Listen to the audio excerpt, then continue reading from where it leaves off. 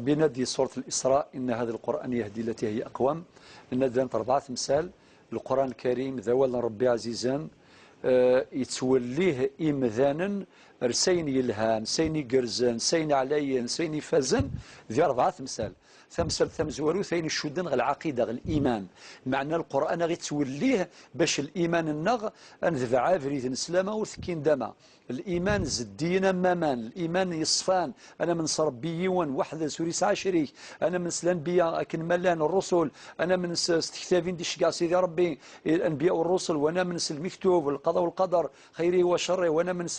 صلاخر ثيوك في مسألة مرة دينا ربي ذي القرآن الكريم فمثل في سنة يعني العبادة مع انتهى القرآن غير توليه باش نعبد ربي أكني وثاء أكني قلزم أكني يرضو ربي فلنا سبحانه عز وجل أما ذي الظلي ثم ذي العشور أما ذي رمضان أما ذي الحج أما ذي العمرة ثمثل في ثلاثة أين يشدنا الصرف كاع أين يشدنا الأخلاق خاطر القرآن غير توليه غير صرف كاع سلسلة زيضان غير الحذاقة غير القدر غير الحرمة غير ثيثات غير الخير غير ذوكلي غير ثقمات في مسألة مرة القرآن الكريم ذي انت غتوليه نرغوصن ثيص 4 قاروث أين يعنان الحلال الحرام خاطر الشرع سيدي ربي يفقد ذا يخدم الظرف وما يقارن الظرف قارن في قبائل الظرف وحديق الظرف وحديق هذه المسائل التشريعية معنى الشرع سيدي ربي يفقد ذا شو ذي الحلال ذا شو ذي الحرام ما إلا نغلق القرآن الكريم ذواقي ذا فريد نسلامة وثكين داما